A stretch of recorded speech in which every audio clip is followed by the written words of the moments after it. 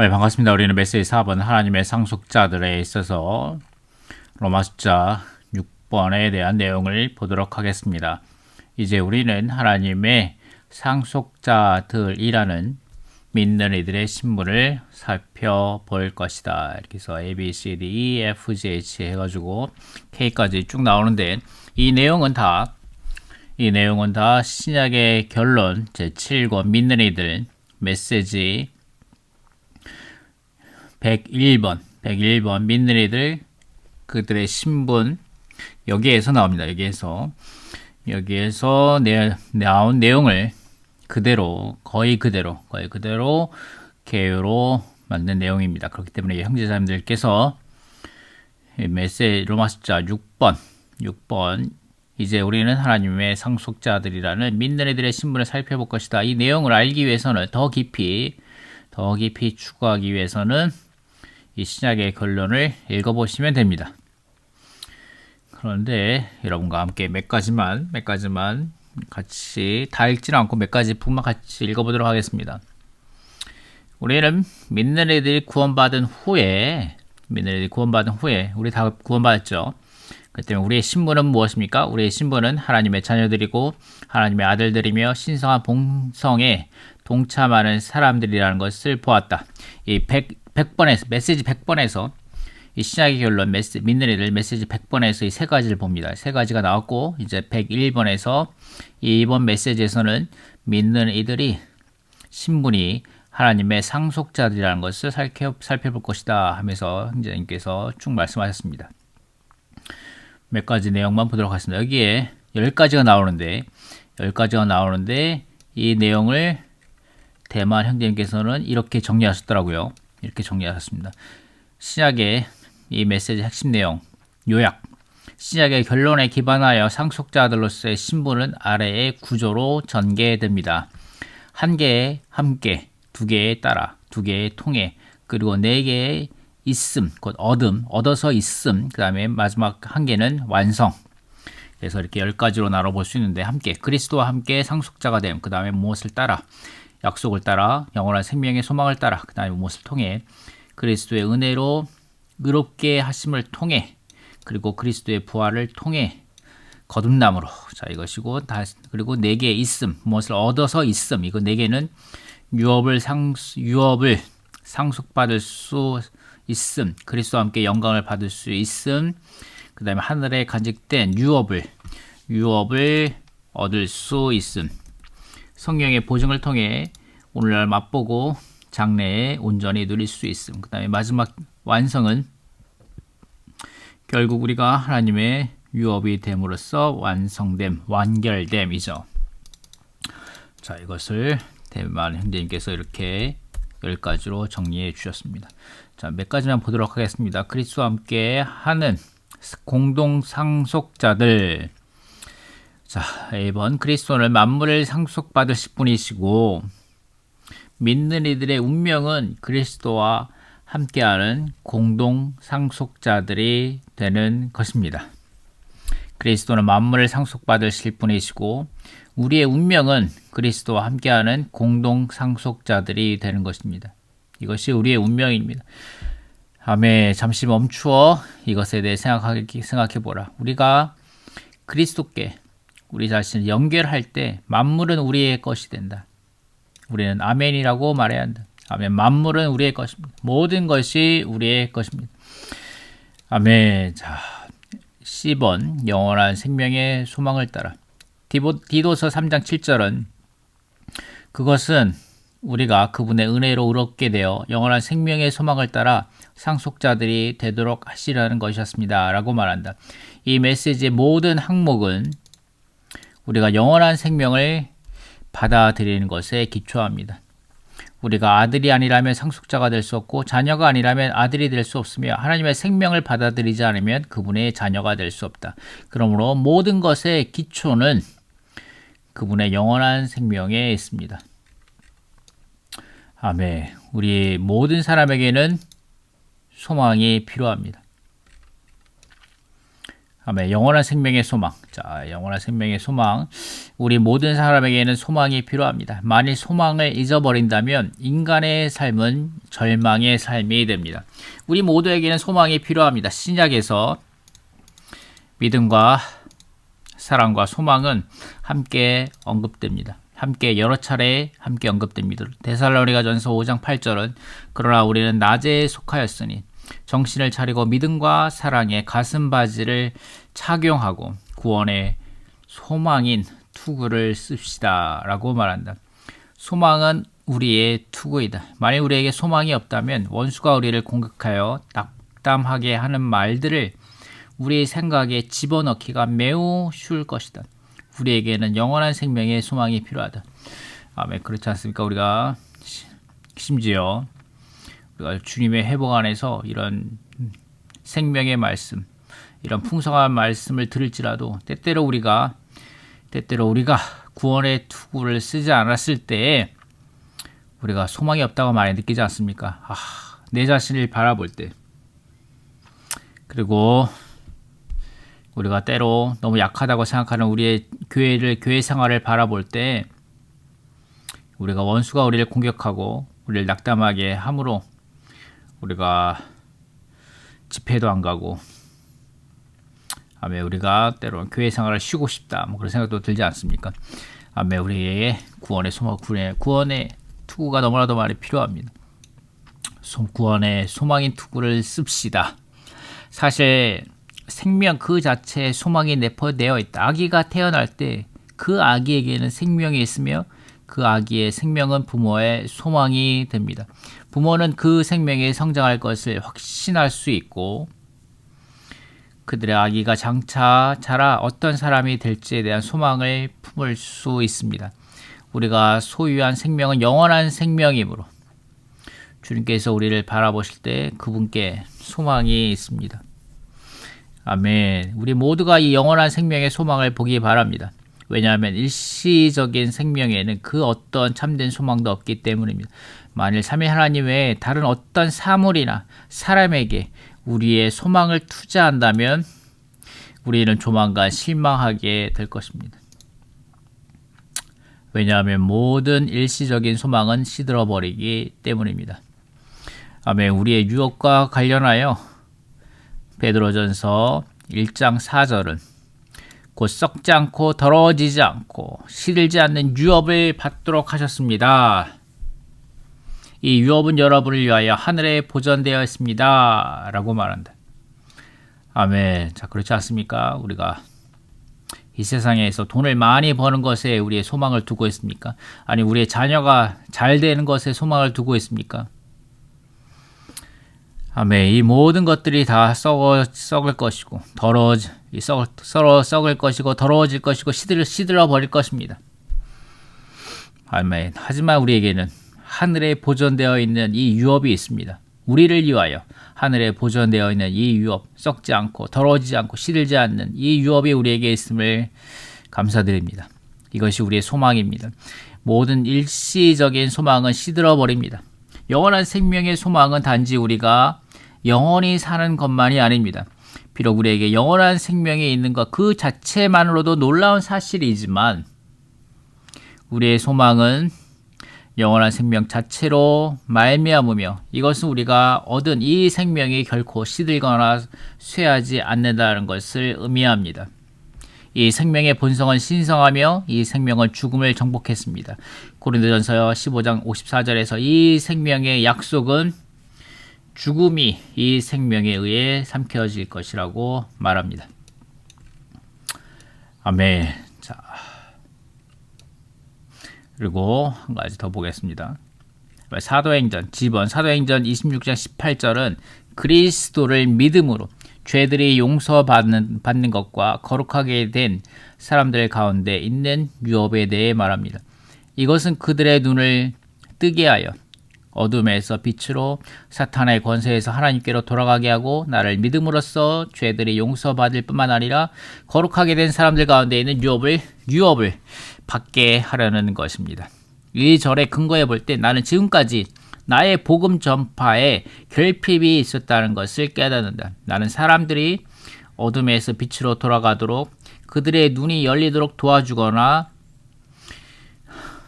도와주려고 애써왔다. 그것은 사람들이 사탄의 권세에서 해방되고 죄들의 용서를 받을 수 있도록 하기 위해서였다. 그러나 내가 누군가에게 그들 역시 하나님의 상속자가 되는 것에 대해 말해준 적이 있는지 잘 모르겠다. 하나님의 상속자. 당신은 하나님의 상속자입니다.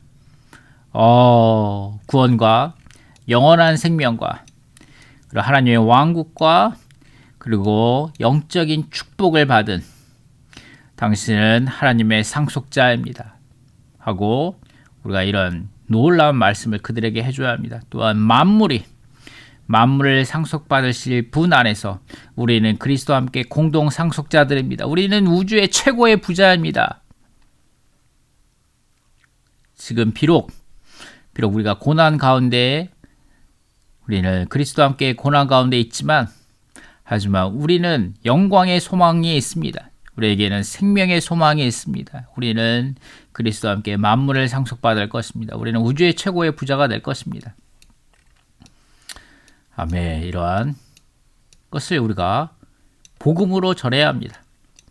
그것을 우리가 복음으로 말해줘야 합니다. 이것이 바울이 복음을 전하는 동안 그가 나눈 간증이었다.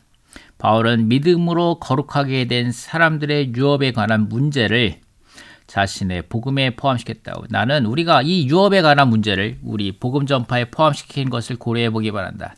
그렇게 할 때 우리의 복음 전파는 정말로 높아질 것이다.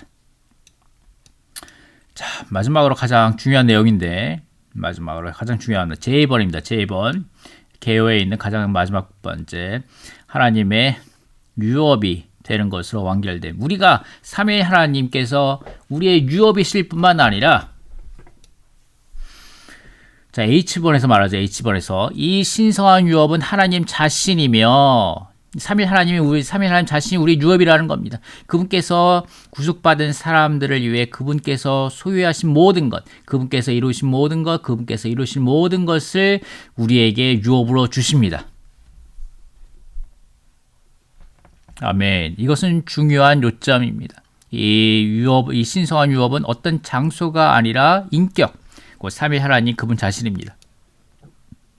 우리가 이 인격을 어떻게 합니까? 우리가 지금 이 시기에, 이 시대에서 우리에게 보증으로 주신 성령, 이 성령을 우리가 미리 맛봄으로, 아멘. 우리가 매일매일 삼위일 하나님의 분배를 받음으로 우리에게 주어진 이 유업의 보증을 누립니다. 그런데 H에서 마지막 J 번에서 뭐라고 말합니까? 우리가 이제 믿는 이들이 이제 신성한 유업을 누리는 것은 그들이 하나님의 유업이 되는 것으로 완결된다고 말합니다. 우리가 믿는 이들이 하나님의 유업이 되는 것입니다. 와, 놀랍지 않습니까? 하나님의 상속자들로서 믿는 이들은 그리스도의 은혜로 의롭게 되고 그리스도의 부활 안에서 거듭남으로써 영원한 생명의 약속과 소망에 따라 그리스도와 함께하는 공동 상속자들이 되었고, 이제 에베소서 1장 18절에서는 하나님의 유업이 성도들 안에 있다고 말합니다. 와우, 하나님의 유업이 성도들 안에 있습니다. 에베소 1장 18절 말씀, 여러분의 마음의 눈을 밝히시오. 아멘. 그렇습니다. 우리의 눈을 밝히소서. 하나님께서 여러분을 부르신 그 소망이 무엇인지를 알게 해주시고, 성도들 안에 있는 하나님의 유업의 영광의 풍성이 무엇인지를 알게 해주시기 바랍니다. 먼저 하나님은 우리를 그분께서 사신 그분의 소유인 유업으로 삼으시고 우리를 하나님의 유업으로 삼으시는 겁니다. 우리의 유업 곧 그분의 온 존재와 그분께서 소유하신 모든 것과 그분께서 성취하신 모든 것에 우리를 참여하게 하셨다.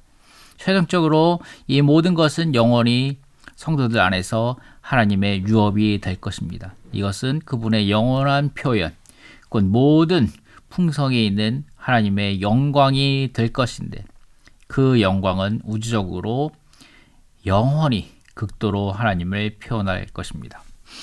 와, 여러분이 이 말씀의 깊이 안으로 들어가서 누리시기 바랍니다. 하나님의 상속자들로서 믿는 이들은 약속과 영원한 생명의 소망에 따라 그리스도의 은혜로 의롭게 되고 그리스도의 부활 안에서 거듭남으로써 그리스도와 함께하는 공동 상속자들이 되어 삼위 하나님을 그들의 유업으로 상속받고 그 유업의 보증으로 성령을 받으며 그들의 몫이신 그리스도 안에 체현되신 삼위 하나님을 빛 가운데서 모든 성도와 함께 나누고 그리스도와 함께 영광을 받으며 살아있는 소망으로 하늘에 보존되어 있는 유업을 상속받는다. 이것은 믿는 이들이 하나님의 유업이 되는 것으로 완결됩니다. 믿는 이들이 하나님의 유업이 되는 것으로 완결됩니다.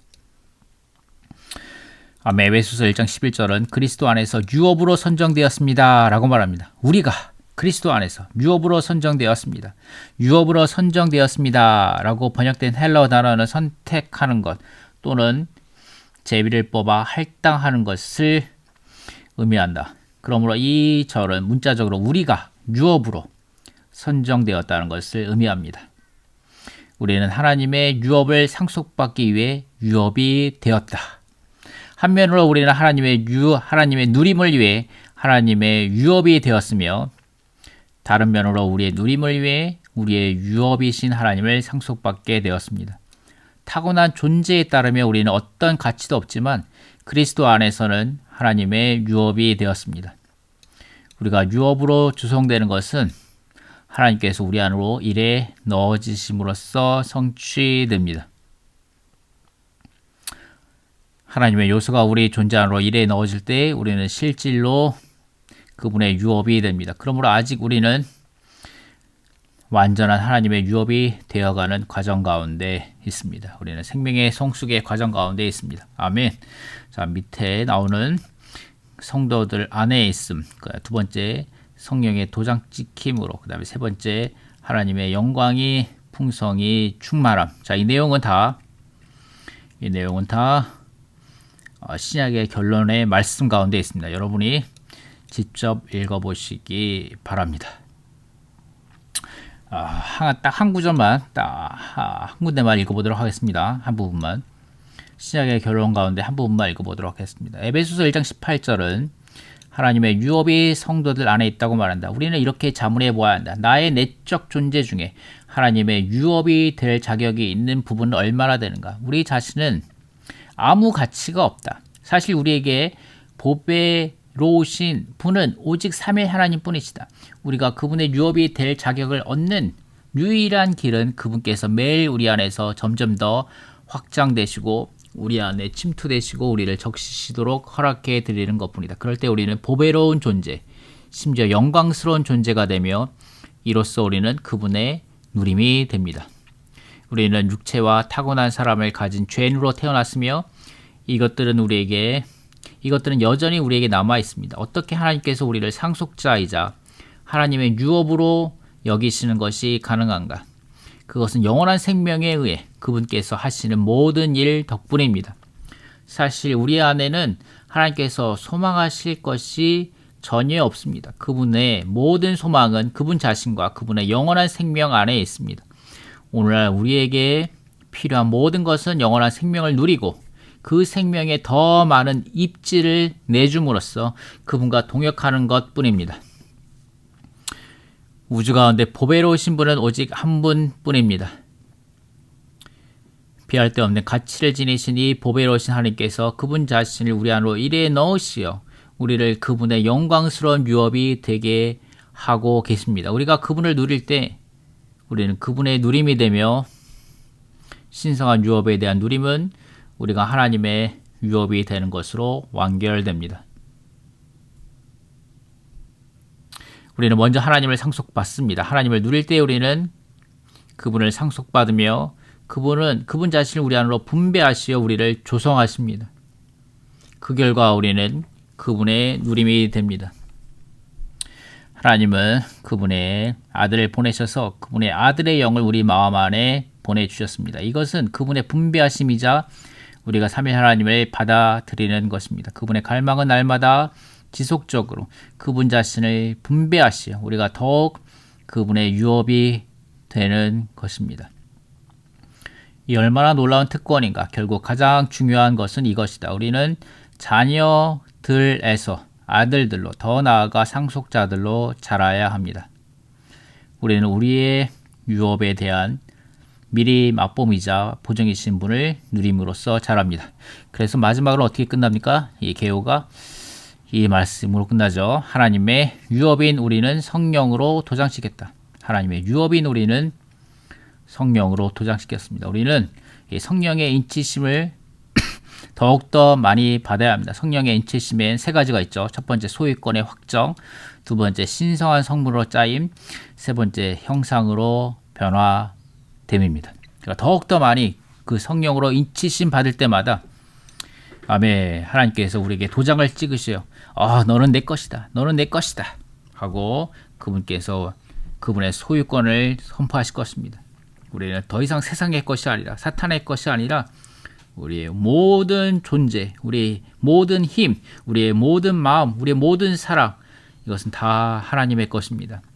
그리고 신성한 성물로 더욱더 짜이는 것입니다. 더욱더 많이 인침을 받을 때마다 그분께서 그분의 신성한 성물을 우리 안으로 끊임없이 주입하고 분배하실 것입니다. 그러므로 우리가 그 도장의 문양이 찍히듯이 우리에게는 더욱더 그리스도의 영광스러운 형상으로 점점 더 변화되게 될 것입니다.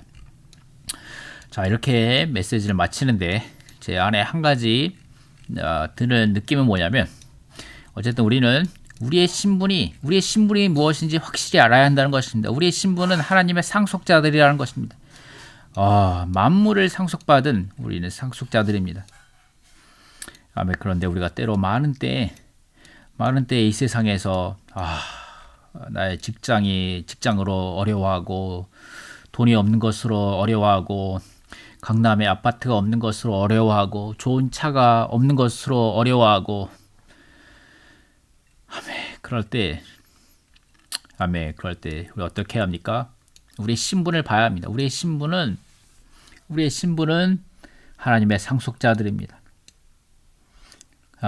구원의 투구를 쓰고 우리는 우리의 신분이 무엇인지 보아야 합니다. 우리에게 영원한 생명의 소망을 봐야 합니다. 그럴 때 53편이죠. 시편 53편. 73편이다. 73편. 이 아삽의 시가 제 마음에 떠올랐습니다. 잠깐만 같이 나누고 마치도록 하겠습니다. 참으로 하나님은 이스라엘 가운데 마음이 순수한 이들에게 좋으신 분. 그런데 나는 하마터면 발이 빗나갈 뻔하였고 걸음이 거의 미끄러질 뻔하였으니 악인들이 잘 되는 것을 보고는 거만한 이들을 부러워하였기 때문이라니. 그들은 죽을 때에도 고통이 없고 몸에서는 윤기가 나며 사람들이 다 겪는 역경에 처하지도 않고 남들처럼 재앙을 당하지도 않는구나. 그래서 그들은 교만을 먹거리 삼고 폭력을 옷 삼는구나. 살이 쪄 그 눈은 불룩하고 마음에는 헛된 상상이 넘쳐나는구나.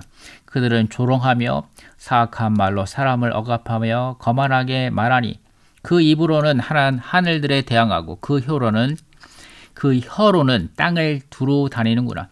그러기에 그분의 백성마저 여기로 돌아와 가득한 물을 다 들이키며 이렇게 말한다네. 하나님이 어찌할리요? 가장 높으신 분이라고 어찌 다할리요? 보라, 이들은 악인들인데 항상 편하며 재물이 쌓여만 가는구나. 참으로 나는 헛되이 마음을 순수하게 하였고 아무 죄 없이 손을 씻었다네. 나는 온종일 재난을 당하고 아침마다 징벌을 받는다네. 혹여 내가 그렇게 말하리라 하였더라면 보십시오. 저는 주님의 자녀들 세대를 배반하는 이가 되었을 것입니다. 제가 이 일을 이해하려고 깊이 생각할 때 그것이 제가 보기에 괴로운 일이었으나 하나님의 성소에 들어가서야 그들의 종말을 깨닫게 되었습니다. 주님은 참으로 그들을 미끄러운 곳에 두시고 파멸에 이르게 하십니다. 그들이 얼마나 순식간에 황폐하게 되는지 그들은 두려움으로 완전히 소멸되고 맙니다. 오 주님, 잠에서 깨면 꿈이 부질없듯 주님께서 일어나시면 그들의 형상을 멸시하실 것입니다. 제 마음 쓰리고 제 속 찔린 듯 아플 때 저는 어리석고 무지하였으며 주님 앞에서 짐승과 같았습니다. 그럼에도 제가 주님과 늘 함께 있기에 주님께서 제 오른손을 붙들어 주셨습니다. 주님은 조언하시며 저를 안내하시어 나중에는 영광 가운데 영접해 주실 것입니다. 하늘에 주님의 누가 제게 있겠습니까? 땅에서도 한 주님 외에 바랄 것 없습니다. 제 육체와 마음은 쇠약해도 하나님은 제 마음의 반석이시며 제 영원한 몫이십니다. 보십시오.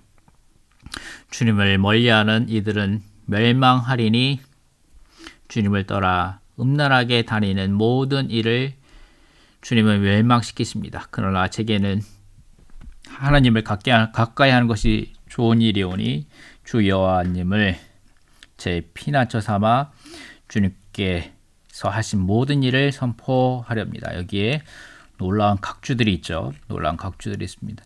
아멘. 마음이 순수한 이들에게 좋으신 분. 마음이 순수하다는 것은 하나님을 우리의 유일한 목표와 표적으로 삼는 것입니다. 내가 빗나갈 뻔했는데 아멘. 악인들이 잘 되는 것 때문에 하나님을 추구하는 시편 작가가 느끼는 고난과 당혹함을 기록하고 있다. 율법 준수자들이 잘 되고 악인들은 그렇지 율법 준수자들은 잘 되고 악인들은 그러지 못할 것이라고 말하지만 여기에서 시편 작가는 자신은 고난받는데 악인들은 잘 되고 편안하며 재물을 쌓여가는 것이 당황하여 자칫 실족할 뻔했다고 말한다. 하지만 성소들 시편 작가는 악인들이 잘 되는 것에 관해서 느꼈던 당혹감에 대해 해답을 하나님의 성소 안에서 얻었다. 먼저 하나님의 성소, 곧 그분의 처소는 우리의 영 안에 있으며 또한 하나님의 성소는 교회이다. 그러므로 하나님의 성소 안으로 들어가려면 우리는 우리의 영으로 돌이켜야 하며 교회 집회에 가야 한다. 일단 우리가 성소 안에서 곧 영과 교회 안에 있으면 우리는 악인들의 상황에 대한 곧 다른 관점, 곧 특별한 인식을 갖게 됩니다. 우리의 영 안에서 그리고 교회 안에서 우리는 신성한 계시를 받고 우리의 모든 문제에 대한 해답을 얻게 될 것입니다. 아멘. 시편 작가는 하나님의 성소에서 하나님 외에 다른 것들을 떠나 오직 하나님 자신만을 그의 몫으로 할당된 몫으로 우리의 유산으로 삼도록 가르침을 받았습니다. 하나님을 관심하지 않는 사람들이 많은 것을 얻고 모든 일에서 잘 되는 것처럼 보일 수 있다. 그러나 하나님을 관심하는 사람은 하나님께서 제한하시며 심지어 많은 것들을 벗겨내실 것이다. 이것이 바로 욥에게 일어났던 일이고 사도 바울에게 일어났던 일이다. 추구하는 성도들에 대한 하나님의 의도는 그들이 하나님 안에서 모든 것을 발견하고 그분 자신에 대한 절대적인 누림에서 벗어나지 않도록 하시려는 데 있다. 아멘. 이것은 시편 1편에서 말하는 율법을 지키는 문제가 아니고 옳고 그름의 문제도 아니며 하나님을 얻고 하나님을 모든 것으로 삼는 문제입니다. 자, 이것이 여러분이 우리의 신분에 대하여 우리가 하나님의 상속자들이라는 우리의 신분에 대하여 우리가 하나님께 감사함이 넘치고 찬양이 넘치기 바랍니다. 아멘. 이렇게 해서 메시지 4번을 마치도록 하겠습니다. 감사합니다.